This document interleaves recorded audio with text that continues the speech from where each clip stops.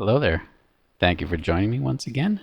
Today we're going to be doing the companion lesson / analysis video for last week's Super Lonely Freak performance. Of course, this is 2 songs in one, so without further ado, let's get right to it. Alright, let's go to Piano Time Cam, and let's pull this up, and let's just listen to some of the beginning and the intro to the groove.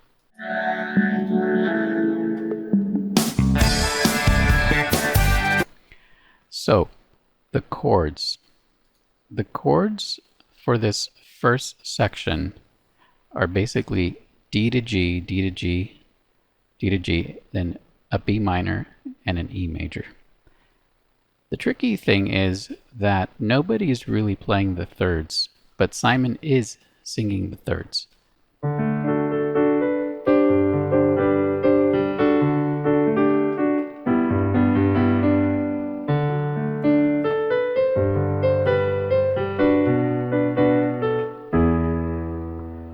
So you can hear. So there's the major third for the G there, and then we go. So there's the major third there on the D.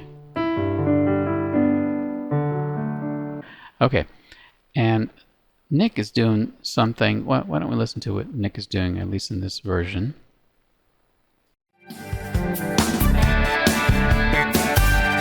Just going. Just cool little simple melody. So from there we're going to go into the chorus. In its basic form, the chorus is E to D to A.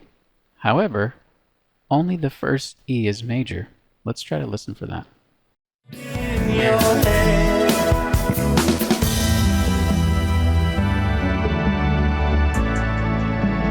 So most basic chord progression, just 5-4-1, E, D, A. Then, because you're lonely and see, then it gets spooky.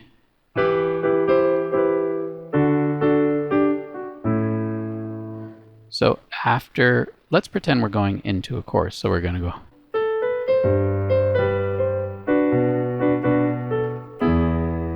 So it kind of just stays there.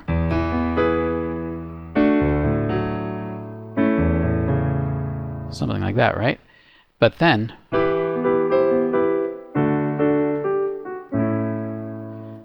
and it just continues that till we get out of the chorus. And then I'll point something out that I've always loved about the guitar part. So what Andy's doing, and I'm assuming Don is doing here, is a really cool thing where even though it's just D to G, he's going. So he's hitting like a ninth, so ninth root down to that A here. And then when he goes to the B minor to the E minor, oh, the B minor to the E major, it goes. I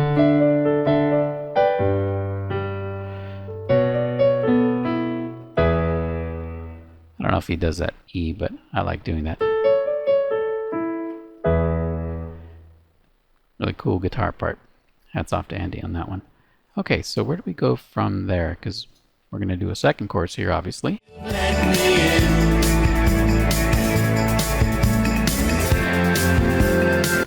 Of course, after the second chorus, we go to the awesome fretless bass solo.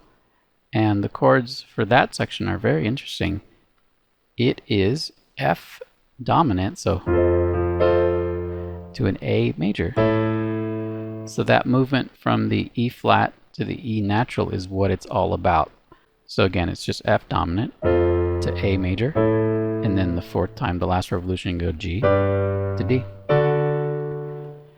And in this version of the song, obviously, it goes into the Super Freak part. Now, before we get into the Super Freak part, I want to show you something. Let's start by reminding those of you out there who probably, I suppose, have not seen it. I did Lonely in Your Nightmare a long time ago, and I took a clip out of it. This was 11 years ago that I did this, and I thought it was amusing. I pointed this out to a couple of friends. That's why I have these clips. So let me just play the clips and you'll see what I mean. Fingerboard, and you get to do that a lot here. Okay, now we get to what I call the can't touch this bass line part. Gets just a little funky there. And this is the second clip.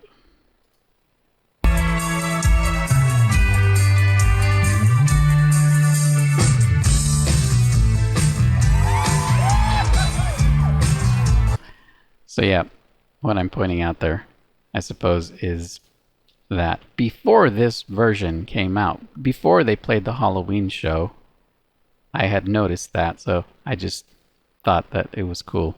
Of course, I said you can't touch this because I was referring to the MC Hammer sample incorporation. I kicked myself for not saying Super Freak way back then. But yeah, I had definitely noticed that when I was given a little mini lesson. And so yeah, just thought it was amusing. All right, now that we pointed that out, let's get into the Super Freak part. Now, harmonically speaking, it really tripped me out. Let's just listen to it for a second.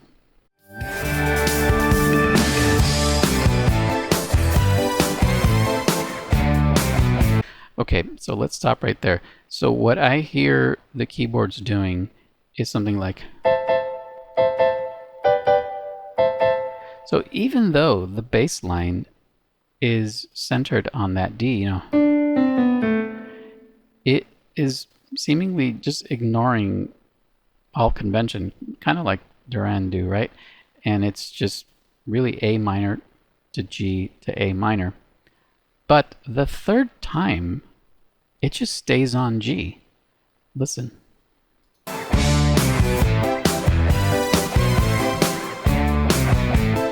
Did you hear that? It just stayed on the... And then the fourth time, it resumes that pattern. She's a very kinky... So, yeah, if I were playing this in a cover band and, you know, I just needed it to be 90% there, that's what I would do. For the first 2 revolutions, I would go. Third revolution, I would go. And then back to the... So it's really strange that, you know, the bass line is doing what it's doing, but the chords don't really change. And even when the bass moves the song, because the bass is really in charge here, whatever Rick James was doing on bass is what really leads the song. It's almost like the chords are just there to fill it in, and they didn't even really care what, you know, the actual tonal center of those chords were, because the bass really doesn't ever do that kind of a movement of going A to G to A and then going back to a G for like the whole bar and then going back. It's just, it's all over the place, right? We could probably overanalyze that and say, okay, well, this is actually this crazy, you know, D10 chord or something, but I don't think that's necessary. So with that said, I suppose the only thing we could point out is that when it goes, she's all right, it is going like F to G to A minor. And then it repeats that, and then it for 3 times, and the third time you hold on that A. And then you listen for the snare on 4, pa, and then you go down to the F. And then on the and of 4 you go to the E major, and that's really it. Let's listen for that. She's alright, she's alright, the girl's alright with me. I don't want to play too long a clip, but after that, yeah, I want to go to the F and then to the E major. F major to E major. And that's it, and then we're just grooving and grooving. Following that pattern, and we're done. All right, so let's go on to bass. Alrighty, it's bass time. Let's take a quick listen to the groove again.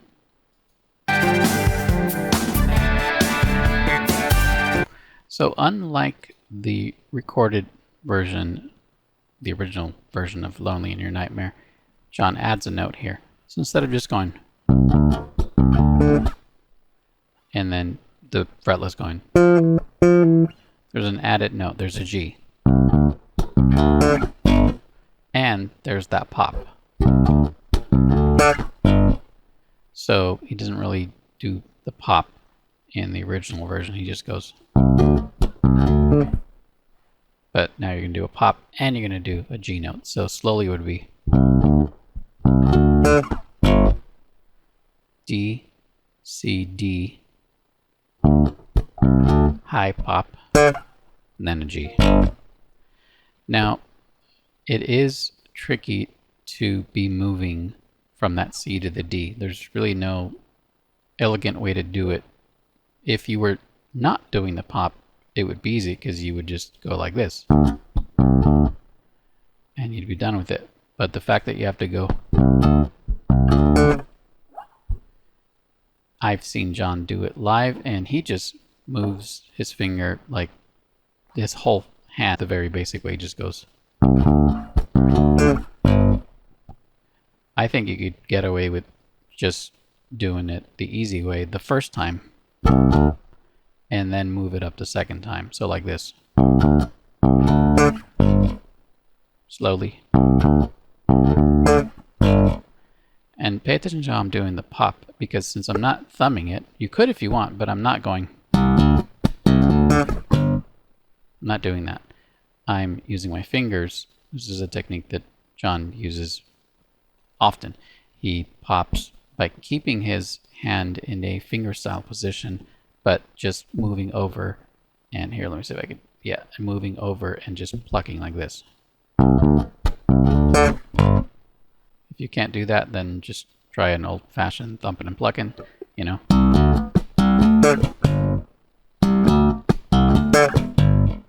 As always, feel is paramount. Now, after you do that, if you're just going to play it on one bass, and yes, we are just going to be playing the Stingray right now. I'm not going to bring out the Pentabuzz. I don't want to complicate this. And I figure most of you don't have a fretless, and you just want to do it on one bass. So you have to jump up to the F and the E up here. So slowly.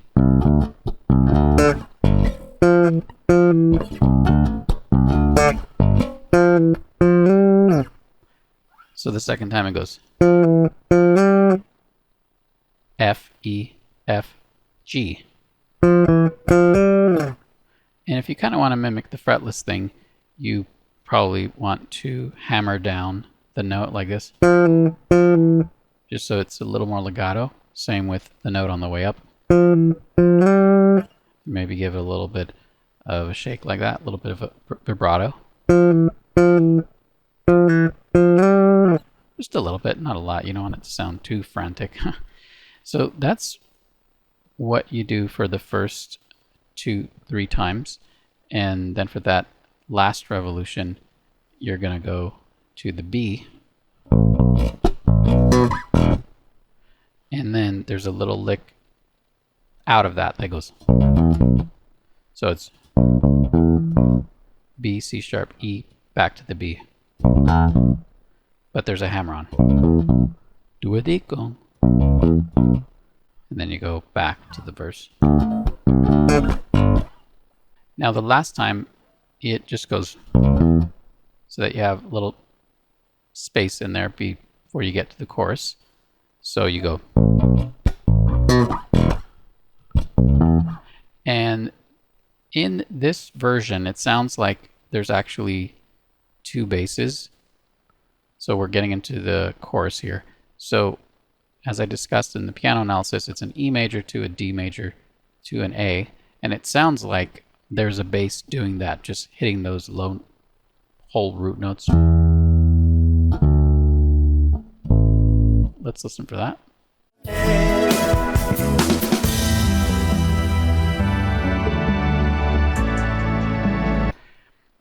I actually don't particularly like that.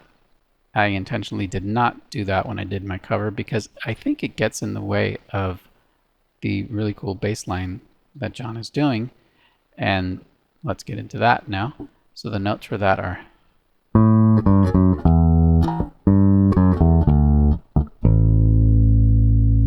so you notice something I'm doing there too is I'm kind of doing a little ghost note to push the last note of each phrase along. So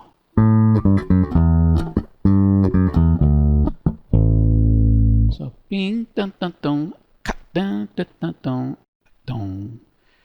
That's the way I feel it, so that's the way I do it. But let's do the notes slowly. So it's A, G, F sharp, E, and then we more or less do the same line, but we start it on a G. G, F sharp, E, D, and then it just does like a short D, D, A.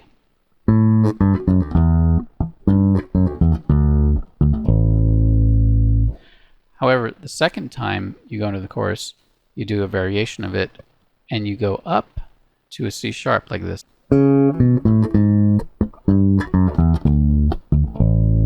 Let's listen for that second one. Hear that?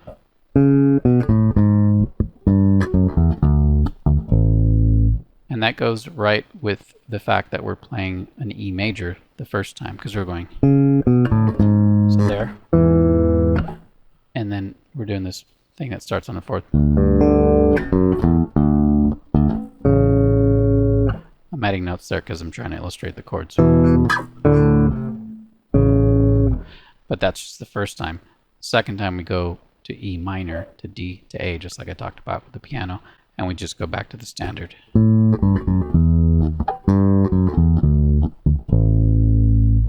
So first chorus, and then we get into the coolest part of the song, the solo.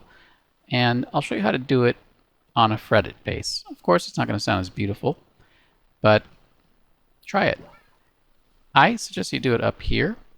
I just think the slides sound better up here. Sound a little warmer, a little chunkier.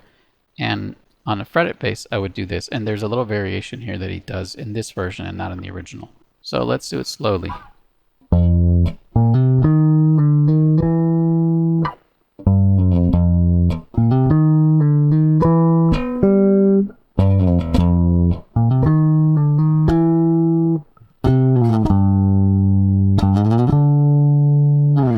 So because we don't have the fretless to slide around in, I'm going E flat to a D natural to an E flat up to that E natural. So,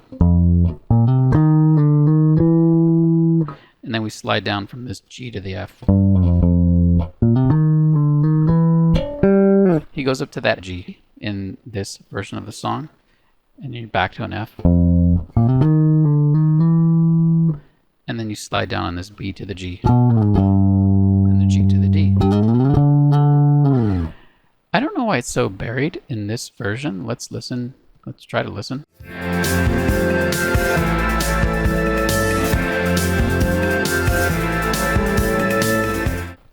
It's way too subdued. That was another reason I wanted to do this, because I wanted to really pump it up. So if you haven't heard last week's performance, I suggest you do, because I really tried to bring it out. It's such a beautiful part. Okay, and then after that, bam, we're into the super freak part. And the bass is really carrying this entire part because, as I mentioned in the piano analysis, the chords are very loosely connected to the bass line. So when the bass line moves, the whole song moves. The chords are really just kind of doing the same pattern over and over for the most part. So the bass line, it's kind of tricky if you're a beginner to hear this one section of it. And so it goes like this. But the second time it goes. So the first patterns are always the same. D, C, B, A. Okay? Easy enough. First time you're going to go E, G, B, A. Second time you're going to go B, G, B, A. So it's one of these bass lines that I feel like maybe a young player or a young cover band just doesn't get right. They just keep playing over and over again. And most people, maybe, you know, they're none the worse for wear. But anyhow, I like to try to play it correctly. So after that, there is another variation, but John decides to make it a little more complicated. Let's see if we can hear that. She is never hard to please. Oh no. So when you hear that, she's never hard to please, oh no, that's when it's going to go into this other part. Listen. That girl is pretty wild now. What's really cool about that is that John is doing octaves, but instead of just going, he's going. So it's actually a major 7th because it's crazy, right? That was really hard to play on the dingwall too, because down here it's quite a stretch. And then you go C, F, C, A. So you see what I mean about the bass line just all of a sudden moving the song in a different direction right there.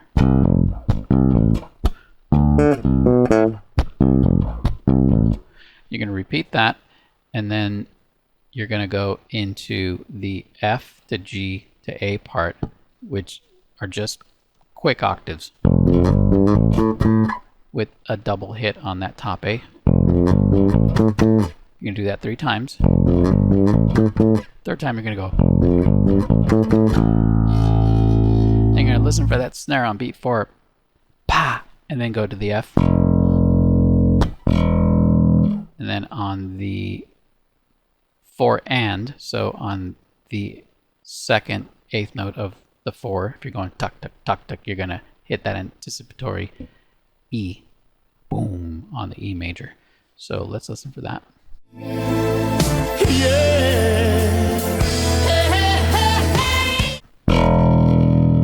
Hey, hey, hey, hey! All right. After that, you're really just riffing on that. You're really just playing the regular groove. And then I hear some octaves in there, like he's doing that thing again. But he's not doing the... Doesn't go back to that. He's just... Or the... And if you listen very closely, there are some crazy cool licks. But I don't want to make this any longer than it has to be. So just have fun with it and just play the licks that you hear. Definitely do some ad-lib. Do some things that are outside of the bass line, but like Bootsy says, just remember where the 1 is and always hit that 1. All right. Hope you learned something. Hope that was fun. Catch you next time.